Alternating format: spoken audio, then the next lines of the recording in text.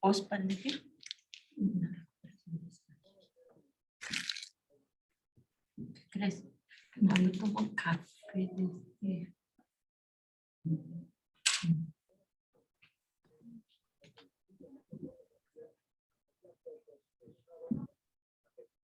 Hasta que dimos, ¿no? Andábamos hasta por allá.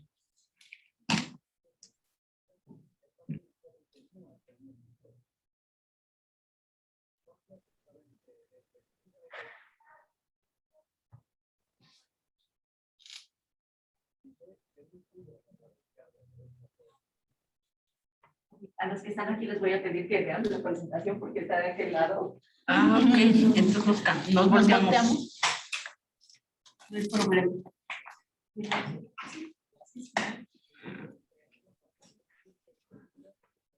Bueno, pues muy buenas tardes nuevamente. Les platico. El taller del día de hoy se llama la educación inclusiva y la recuperación post-pandemia. Soy Claudia Camacho. Algunos de ustedes ya me conocen. Trabajo en el Departamento de Ciencias del Tecnológico de Monterrey, Campus Toluca. Y pues justamente les voy a hablar hoy de la educación inclusiva y cómo esta nos puede ayudar a la recuperación post-pandemia. Y primero les quisiera preguntar, ¿qué es la discriminación para ustedes? La profesora Aurelia Salazar, no sé si quisiera activar su micrófono y platicarnos desde su punto de vista qué es la discriminación. Buenas tardes a todos. ¿Sí me escuchan? Sí, perfecto, escuchamos. Le escuchamos. Bueno, la discriminación para mí es en cuanto a seleccionar a algunas personas y excluirlas de alguna actividad, ya sea por raza o por género. Muy bien, muchísimas gracias. Sí. El profesor Javier Olivares, si pudiera activar su micrófono, por favor, y comentarnos desde su punto de vista qué es la discriminación. Buenas tardes. Sí, la discriminación es el acto que se comete hacia una persona, desde mi punto de vista, en el cual se le da menos peso que la igualdad, no se le da el mismo trato y simplemente se le da un trato muy diferente. Caso. Sí, claro, muchísimas gracias. Eso es muy importante, ¿sí? Que se le da un trato diferente y no necesariamente puede ser negativo, ¿cierto? La mayoría de las veces es discriminación negativa, sin embargo, también existe la discriminación positiva, en el cual se le da un trato preferencial. La profesora Sandra, por favor, adelante, que había levantado la mano.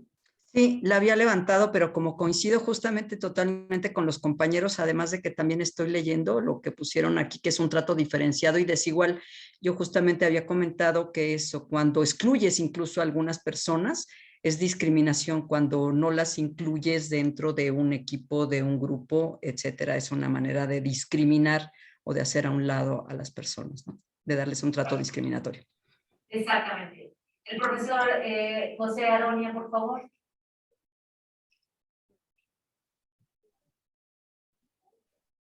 Si gusta activar su micrófono porque no lo escuchamos.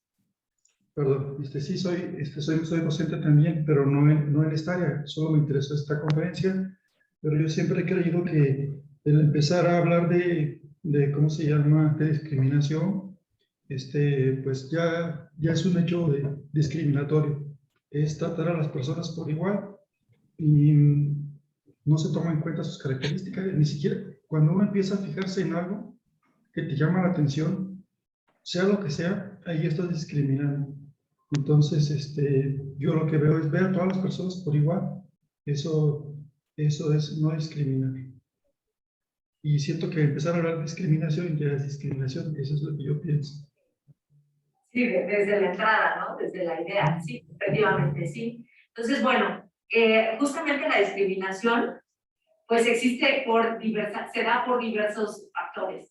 Y ahí estoy mencionando un estudio por el Consejo Nacional para Prevenir la Discriminación, CONAPRED, y nos habla de cuáles fueron los casos de discriminación más denunciados en 2015. Por 25.4% de discapacidad, 27.4% por apariencia física, 17.3% por embarazo, 15% por condiciones de salud y 14.7% por orientación sexual. Entonces, como se dan cuenta, pues hay muchas razones para discriminar o para señalar que hay gente diferente al conjunto, ¿no? Y como decía, pues entre los también hay otras razones, por ejemplo, por condiciones de salud, por género, como había comentado por ahí alguna de las profesoras, son las razones más denunciadas en 2015 respecto a la discriminación, las razones por las cuales hay discriminación. Pero en sí, ¿cuáles son las otras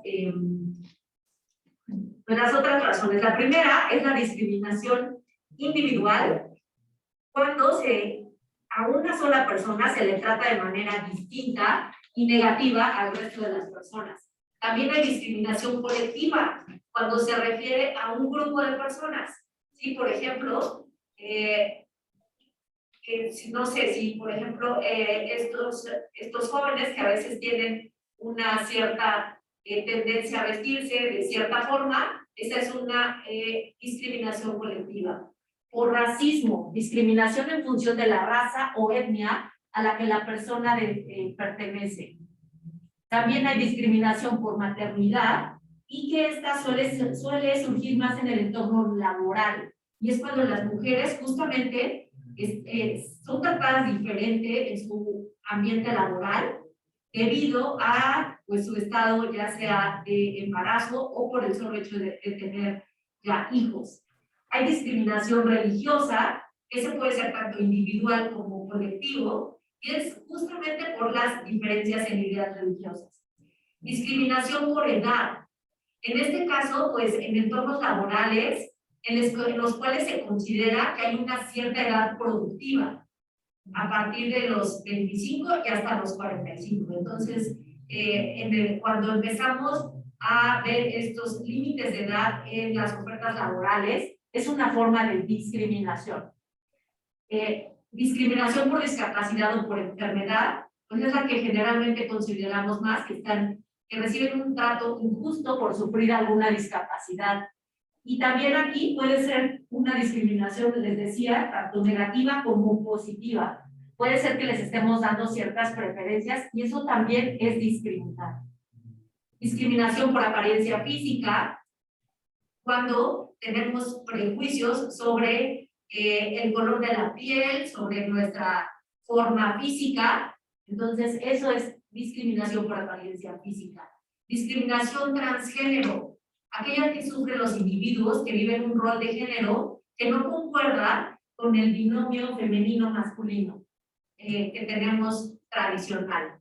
Y la discriminación por ideología política, cuando hay un trato desfavorable por no compartir las ideas políticas. Y eso eran nuestros tipos de discriminación hasta antes de la pandemia. Y ahora, después de la pandemia, podemos hablar de dos tipos de discriminación más que veremos en unos segundos. Ahora, la contraparte, ¿qué es la inclusión? Por aquí tenemos algunos de los que están presentes. ¿Quién les gustaría participar y comentar qué es la inclusión? Profesora.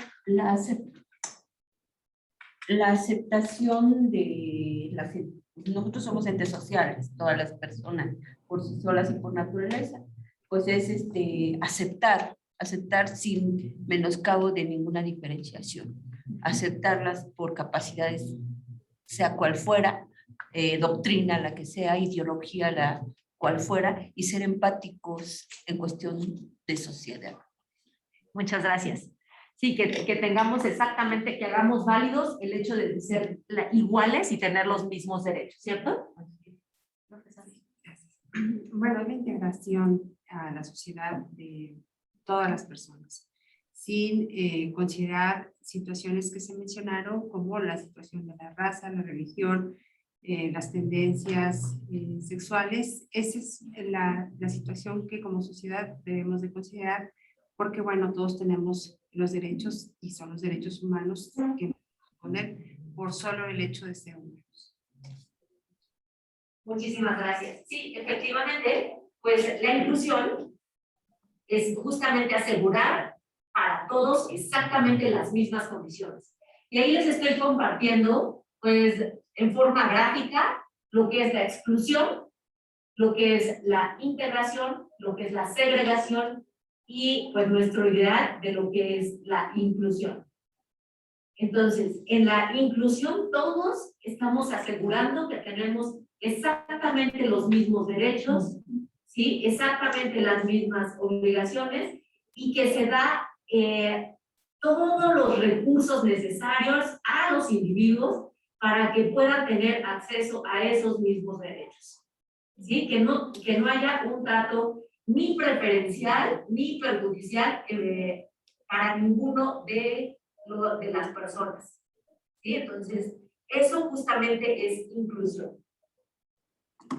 Entonces, hay algo más que aquí quisiera comentar, y por eso es que se me hace este tema como una gran oportunidad de recuperación post-pandemia.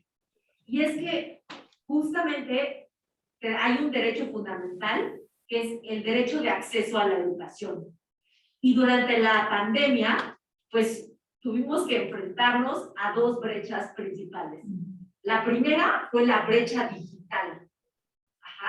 El hecho de que muchos de nuestros estudiantes, incluso muchos de nosotros como docentes, tuviéramos poco o nulo acceso a Internet, lo cual nos impedía pues llevar a cabo nuestra labor educativa y nuestra labor de aprendizaje adecuadamente, en tiempo y forma. Si bien es cierto que se tomaron muchas otras estrategias, por ejemplo, la transmisión de la educación vía televisión, ¿sí?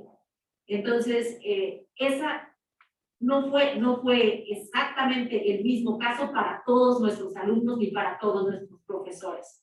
Entonces, esa brecha digital justamente empezó a ser una forma de discriminación. La brecha educativa, ¿sí? Justamente por esta brecha digital, pues se empezó la brecha educativa. Al no haber acceso a la educación durante la pandemia por COVID-19, pues hubo un rezago educativo. Entonces, ahorita lo que nos enfrentamos, pues es que llegan nuestros estudiantes, los que ya tienen la oportunidad de regresar a presencial, y tenemos una disparidad enorme. Tenemos alumnos que, pues algunos sí se comprometieron y tuvieron el apoyo de su familia, o buscaron los medios para subsanar esta brecha. Sin embargo, en la mayoría de los casos, la brecha se agudizó, ¿sí? Y nos encontramos con situaciones mucho más problemáticas. Y de hecho, pues nuestro gobierno en México estableció que ningún estudiante debería de ser reprobado en este ciclo escolar, con la idea de, pues, tratar de eliminar esta brecha educativa. Sin embargo, pues, muchos docentes están en discusión de si eso realmente es la solución. Si el simplemente pasarlos al siguiente ciclo escolar es la solución de minimizar esa brecha educativa. Entonces, bueno, lo que les voy a presentar es cómo desde la inclusión podemos nosotros tratar de minimizar esa brecha educativa. Igual, como ahí nos comenta la profesora Mónica Denise Frías, que incluso cuando ya regresamos al presencial, pues ya los estudiantes tenían otro modus operandi, ¿cierto? Ya estaban acostumbrados a otra cosa. Y entonces nos costó trabajo incluso volverlos a hacer trabajar, volverlos a incorporar a la actividad con el resto de sus compañeros, volverlos a que presentaran nuevamente exámenes en papel, ¿sí? y pues justamente cómo podemos hacerle desde la inclusión. Bueno, en esta diapositiva les estoy mostrando el número de publicaciones científicas por año. Y como pueden ver, ha crecido exponencialmente. De acuerdo a esta página que se llama ResearchGate, ese número se ha visto incrementado dramáticamente, ha incrementado dramáticamente desde 1940, ¿no? El número de publicaciones científicas ha crecido realmente muy rápidamente, ¿sí? Y de tal forma que se dice que si un ser humano el día de hoy, desde recién nacido, empezara a leer todos los artículos que se publican en un solo día, los artículos científicos que se publican en un solo día, no sería capaz de leerlos a lo largo de toda su vida. ¿Sí quedó clara esa idea? No sé si me expliqué. Ajá. Entonces, de ese tamaño es pues el gap también ahora que se propone de conocimiento que hay. ¿Sí? En este sentido, pues también debemos de preguntarnos entonces si vale la pena enfocarnos solamente en el conocimiento. ¿Sí? Muchos de nosotros, el año pasado cuando estuve igual en este foro, les preguntaba, ¿qué es lo que podemos dejarles a nuestros estudiantes? Si les dejamos solo el conocimiento, entonces estamos haciendo que la brecha entre el conocimiento que ellos tienen y el conocimiento más actual sea cada vez más grande. Porque nunca vamos a lograr superar esa brecha. Una persona, repito, ni desde que en el momento que naciera hasta el momento que muriera estuviera leyendo todos los artículos publicados en un solo día, sería capaz de leerlos todos. Entonces, eso nos da una idea de pues, que debemos de cambiar nuestra forma de enseñar. Y ya no enseñar simplemente conocimiento, sino enfocarnos más allá, ir a la competencia, ir a solución de problemas, a pensamiento crítico, a autogestión del aprendizaje, otro tipo de competencias. Ahora, ¿cómo lo podemos hacer? Desde la educación especial. Bueno, en esa foto les comparto a mi querido sobrino Pepito. Pepito tiene 16 años, él sufre Asperger y justamente ha llevado educación especial toda su vida. En la parte de matemáticas, las operaciones que domina son suma, resta, multiplicación y división. Desafortunadamente, ni siquiera domina la parte de los algoritmos como transformaciones en suma y resta o el algoritmo de división de 2, 3 o más cifras. ¿Sí? Simplemente logra entender lo que es suma, resta, multiplicación, división a partir de una, máximo 2 cifras y para algunos dígitos. Ajá. Sin embargo, él está completamente desanimado en cuanto a aprender matemáticas. ¿Por qué? Porque toda su vida, cada año, los profesores han insistido en tratar de enseñarle justamente esos algoritmos, en que aprenda a cómo se hace la división con galera, cómo se hace una multiplicación de 2 o 3 cifras, cómo se hace una suma o una resta con transformación. Y entonces eso completamente pues lo ha desanimado, a tal grado que ya odiaba las matemáticas. Y decía, ¿para qué quiero seguir estudiando matemáticas? Si yo, pues no, es más, ni siquiera decía que no sabía, ¿no? Decía, yo ya lo sé todo. ¿Por qué? Porque todos los años veía exactamente lo mismo. Todos los años veía exactamente lo mismo. Entonces, ¿cuál fue la estrategia que utilicé justamente para empezarlo a enseñar que las matemáticas son mucho más allá? Bueno, pues le empecé a enseñar a buscar patrones, ¿sí? Y entonces, el problema de Pepito se fue superando puesto que ya no apelaba al conocimiento que traía antes, sino lo que hacía era en cada una de las sesiones que él pudiera encontrar patrones. Entonces, empezábamos la clase diciendo, bueno, ¿cuánto es 2 por 5? Ah, bueno, pues la palabra por significa también veces. Entonces es 2 veces el 5. Y ahora, pues suman. Ok, ¿y después qué hacía? Bueno, ahora vamos a hacer 2 por 3. Ah, pues significa 2 veces 3. Y hazlo. Súmalo, ¿sí? Y volví a hacerlo así, 2 por 8, 2 por 1, 2 por 5. Obviamente llegaba un momento en el que el niño, pues, se aburría, ¿no? De tantas y tantas multiplicaciones. Y justo en ese momento, era cuando yo le decía, a ver, ¿qué encuentras? ¿Qué observas? ¿No hay un truco con el cual puedes resolver ese problema de una forma más sencilla? Y boom, el cambio fue extraordinario, porque entonces él mismo descubría que había el orden, ¿no? Que estaban los números pares, ¿sí? Y así fue como lo fui llevando desde esa parte hasta, pues, poder hacer áreas, poder hacer perímetros. Ya estamos viendo potencias, y justo lo que estamos haciendo es que en cada clase empezamos con ejercicios. Justamente ejemplos a partir de los cuales él puede encontrar patrones. ¿Y qué ventaja tiene eso? Que entonces no estamos esperando el conocimiento que tiene previo, ¿sí? Y esto lo podemos llevar a nuestro salón de clases y tratar de evitar justamente el rezago educativo. ¿Para qué nos enfocamos en que el estudiante se aprenda nuevamente la tabla del 7? Si me voy a tardar ahí muchísimo tiempo, ¿sí? ¿Qué hago? Mejor pues hago unos ejercicios, espero hasta que ellos mismos se den cuenta del patrón y entonces empiezo a resolver otros problemas.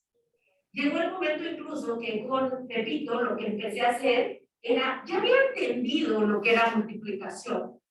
Entonces, lo más importante ya no era el algoritmo. Y entonces, no me preocupé por enseñarle la multiplicación, el algoritmo de la multiplicación por 2, por 3, por 4 cifras. Sino en ese momento que ella había entendido el concepto, le dije, saca una calculadora. Y se quedó sorprendido, porque entonces podía resolver problemas con ayuda de la calculadora sin necesidad de detenerse en el algoritmo. Y eso es fundamental. ¿Por qué? Porque entonces, pues ya él sabe resolver problemas y no está limitado por los algoritmos. Y eso es una ventaja enorme, que finalmente lo va a hacer funcional en el mundo laboral, en la vida diaria, el que entienda que puede utilizar una calculadora para hacer las operaciones y que no se tiene que depender por los algoritmos. De la misma forma, puede generalizarse este procedimiento hacia integrales, derivadas, ¿sí? Entonces, así, muchos casos. Y esta idea de que puedan aprender ellos mismos a encontrar patrones, la pueden ellos extrapolar. Al sentirse seguros, van a poder ser capaces de extrapolar esta idea a muchos otros problemas que nosotros ni siquiera tenemos considerados que ellos van a enfrentar en su vida. ¿Sí? Las personas con necesidades especiales, en este caso de aprendizaje, ¿sí? Pues no sabemos ni siquiera qué es lo que van a tener que aprender, pero les estamos dando seguridad de que pueden aprender y eso les va a abrir el mundo, ¿sí? Van a poder aprender muchas otras cosas, no solamente matemáticas. Entonces, ese es un modelo educativo que estamos planteando en el Instituto del Futuro de la Educación, justamente para que la educación especial pueda ser una forma de inspirarnos a que no nos enfoquemos en lo que le falta al estudiante y en el rezago educativo, sino que inspiremos a los estudiantes en lo que pueden hacer y que ellos ya busquen los medios, ¿sí? Ellos tienen muchos medios que nosotros no teníamos, incluso que generaciones anteriores no tenían. Imagínense si mi papá, que es ingeniero civil, él calculaba las casas, todas sus construcciones con regla de cálculo. Se tardaba horas. Si él se hubiese puesto necio a enseñarme a mí matemáticas utilizando regla de cálculo, pues yo me hubiera quedado ahí, estancada, igual que muchos de nosotros.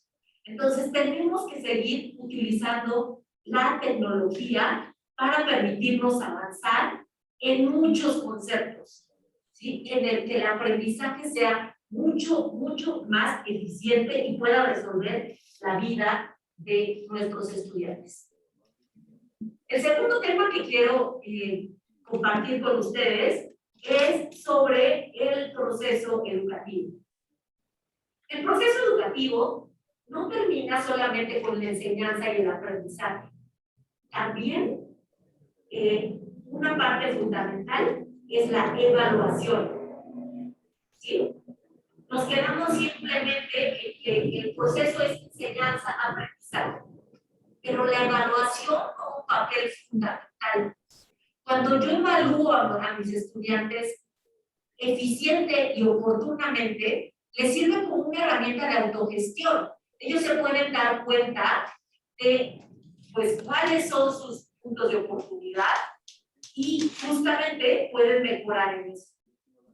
Pero hay algo que no nos damos cuenta también y que es importantísimo. La evaluación también nos sirve a nosotros como docentes para medir qué tan eficientes somos justamente en nuestra labor docente.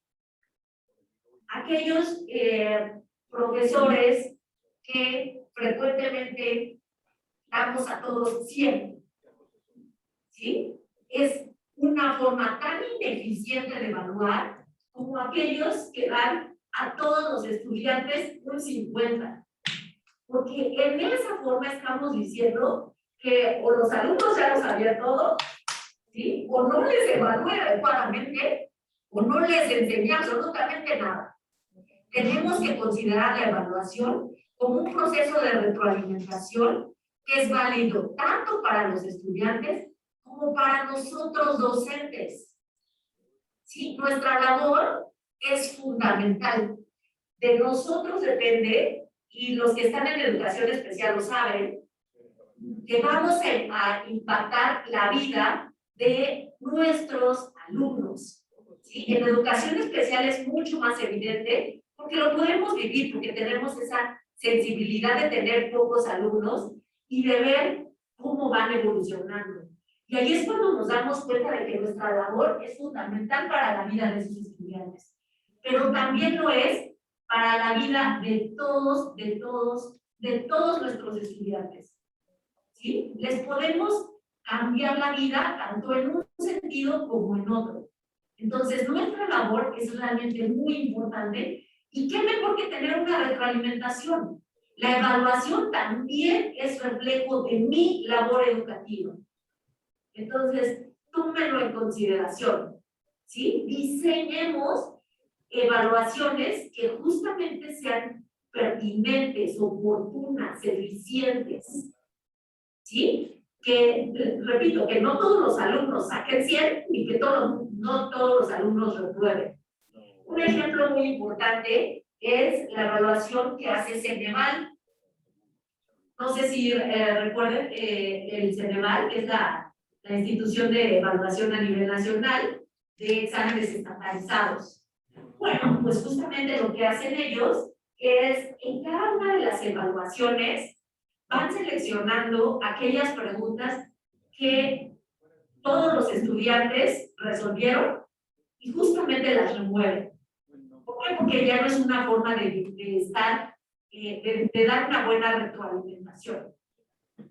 ¿sí? Y también van incluyendo nuevos reactivos de tal forma que se demuestre que realmente son eficientes.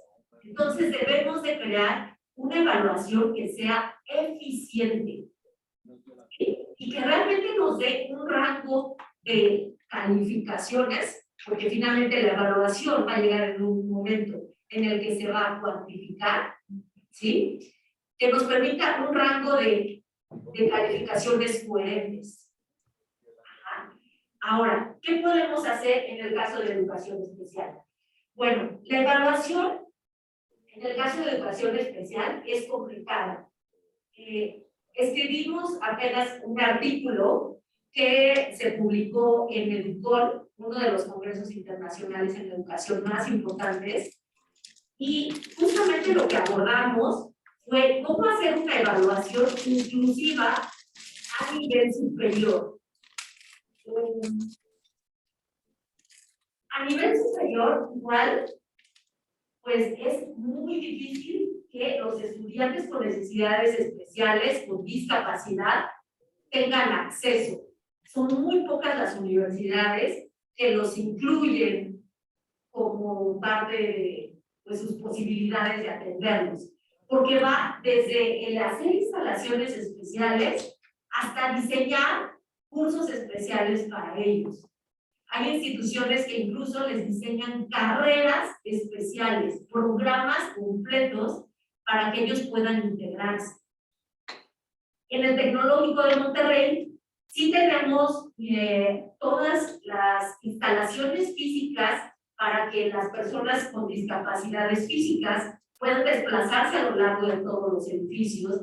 Tenemos rampas, tenemos pues lugares, baños especiales, tenemos elevadores, todo lo necesario para sí, justamente atenderlos debidamente en cuanto a infraestructura, ¿sí? Sin embargo, estamos trabajando actualmente en cómo involucrarlos en justo el proceso de la evaluación. ¿Y qué fue lo que hicimos en el departamento de matemáticas? Bueno, tuvimos el caso de un estudiante que, pues le voy a llamar Julio, sin que ese sea su verdadero nombre. Julio lo que tiene una parálisis de medio cuerpo y desde nacimiento. Sin embargo, su capacidad intelectual está al 100%, pero por esta misma parálisis no es capaz de expresarse correctamente, no es capaz de escribir con una letra legible, ¿sí? Más bien escribe en forma temblorosa, ¿sí? Y es muy difícil de leer, incluso su pronunciación, su voz es difícil de comprender, justamente por esta parálisis que tiene de la mitad de su cuerpo. Sin embargo, intelectualmente tiene perfectamente desarrolladas todas sus capacidades. Entonces, el problema con él, pues era efectivamente, pues que no podía tomar apuntes, y sin embargo estaba perfectamente atento en clase, se le hacían preguntas y él contestaba, y no había ningún problema. El primer problema se presentó en el momento en el que se le hizo una evaluación. ¿Por qué? Porque se le entregó una hoja de papel, ¿sí? Toma Julio, aquí está, ¿sí? Tienes que desarrollar todos los procedimientos y se le dio el examen. Evidentemente se le dio el mismo tiempo que al resto de sus compañeros y como se ha de imaginar, pues ¿qué fue lo que pasó? Reprobó, ¿sí? Y reprobó fatalmente. Lo cual nos hizo justamente entrar en, bueno, algo estamos haciendo mal, puesto que durante las clases él participaba, ¿sí? Hacía preguntas y se desenvolvía igual que el resto de sus compañeros. Entonces, ¿cuál fue el problema? La evaluación. Y a partir de aquí se hizo una propuesta de modificar la evaluación. Y se empezó con una discriminación positiva, que es justamente a veces un paso previo a la inclusión. Y se le dejó a él utilizar computadora durante el examen. Ajá. Pero finalmente eso era discriminación positiva. ¿Qué creen que pensaron todos sus demás compañeros? Que estaban en desventaja. Claro, que sus compañeros estaban en desventaja. ¿Cierto? Que había preferencias. Que había preferencias, Que no era justo. que no era justo. ¿Sí? Porque justamente tenía ahí una herramienta superpoderosa que era la computadora. ¿Sí? No había equidad. No había equidad, efectivamente. ¿Sí? Entonces, lo que se propone para el siguiente examen es permitirle a todos los La estudiantes computadora. utilizar la computadora. Evidentemente esto pues involucró todo un cambio en la evaluación. ¿Por qué? Porque ya no podía ser un examen que simplemente evaluara procedimientos. ¿Sí? ¿Por qué? Porque la computadora pues te puede dar los procedimientos. ¿Sí? Hoy en día pues existe, para los que ven clases de matemáticas, pues existe el Photomac, ¿no? Que le toman la foto al problema y nos da hasta el procedimiento detallado, ¿no? El alumno ni siquiera tiene que escribir, vamos. Ajá. Tenemos programas como GeoGebra, ¿sí? Que integran, derivan, ¿sí? Entonces, pues ya no puede ser un examen procedimental, un examen donde solamente se evalúen procedimientos. Y lo que se hizo fue cambiar la forma de evaluación a una forma que evaluara más las competencias, el pensamiento crítico, la capacidad de discernir, la capacidad de argumentar, utilizando simplemente, ¿sí?, problemas que estuvieran diseñados ex profeso para eso. Y fue un cambio que benefició muchísimo, muchísimo, no solamente a Julio, sino a todos los demás estudiantes. Los estudiantes se sintieron mucho más contentos, ¿sí? Reconocieron mucho más la inclusión, ajá, y se sintió ahora sí una evaluación mucho más justa. Incluso, en palabras de Julio, decía, no, pues es que ahora sí la evaluación fue mucho más justa, porque en el caso anterior, incluso hubo casos donde se le dio más tiempo, él decía, es que no es justo, porque hay otros estudiantes que también necesitan más tiempo, ¿no? Entonces, finalmente, este es un caso de éxito que les podemos compartir y que nos puede servir justamente para eso, ¿no? Para la recuperación post pandemia. Que no nos enfoquemos ya en procedimientos, sino justamente enfocarnos en el pensamiento crítico, en cómo ellos pueden seguir aprendiendo, en cómo ellos pueden seguir resolviendo problemas, cómo pueden investigar, cómo pueden desarrollarse por sí mismos utilizando las herramientas tecnológicas que tienen a la mano. ¿Sí? Y vamos a leer algunas de las preguntas. Nos sobran 5 minutitos para preguntas. Y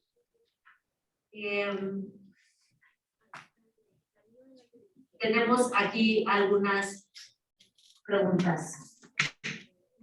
Doctora, porque yo creo que en la primera opción que buscaron de darle una computadora, solamente... Doctora, solo para comentarle que en la primera opción que comentó, se le dio nada más una herramienta al alumno, en este caso a Julio se le dio la computadora. Ya la segunda manera que se pensó para no discriminar al resto del grupo fue buscar un instrumento diferente, que fue el diseñar la evaluación ya con problemas en los que todos tuvieran la misma oportunidad y tomando en cuenta sus capacidades para que pudieran darse cuenta ustedes docentes de que realmente estaban desarrollando las competencias. Muchísimas gracias, profesora. ¿Alguien tiene otra pregunta? Sí, yo sí quiero comentar algo, maestra.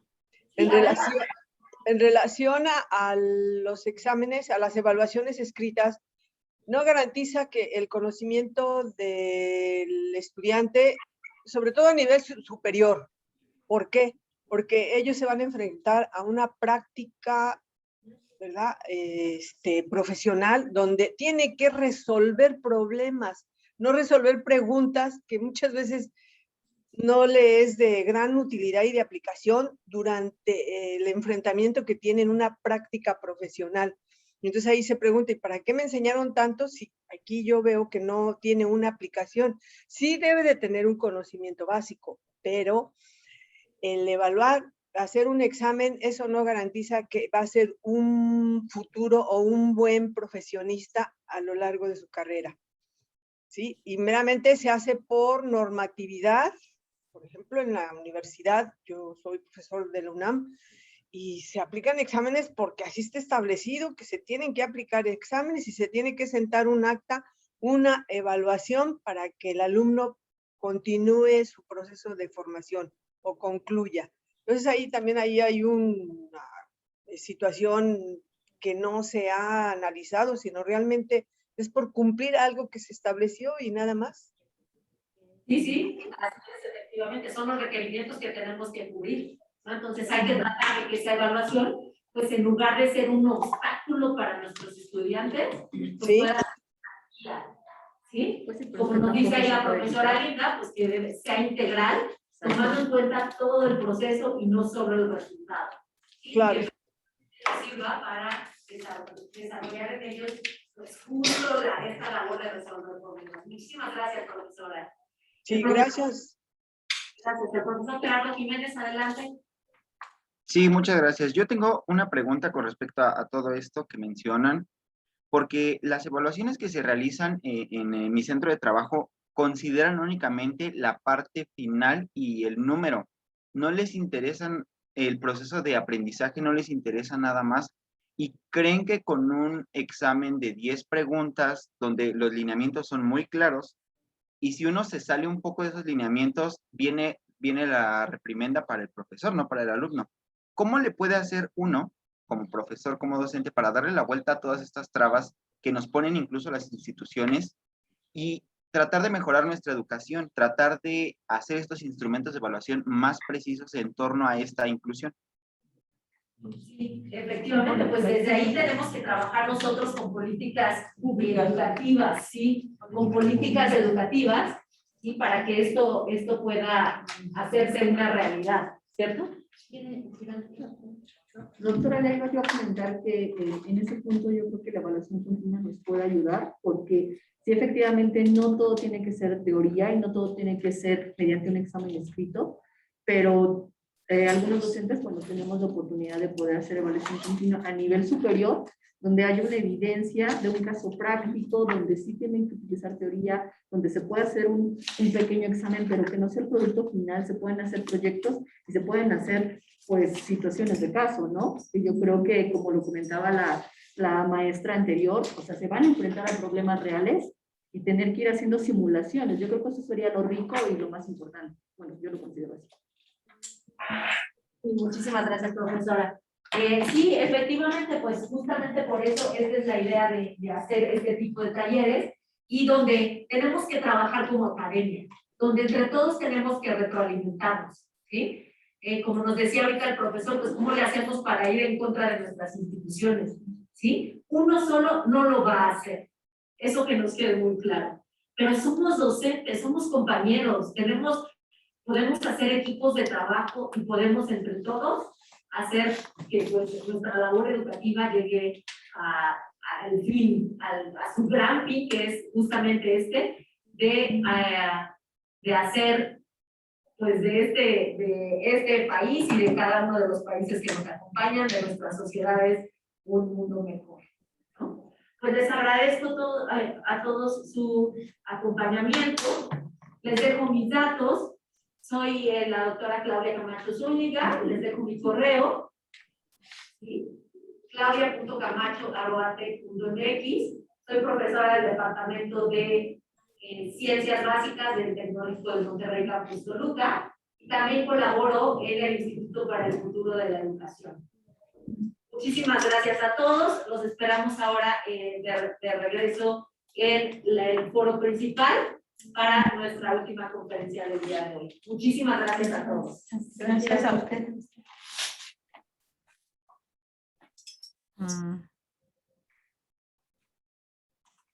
Ya, se acabó. Yo voy a acabar de comer. Todo interesante.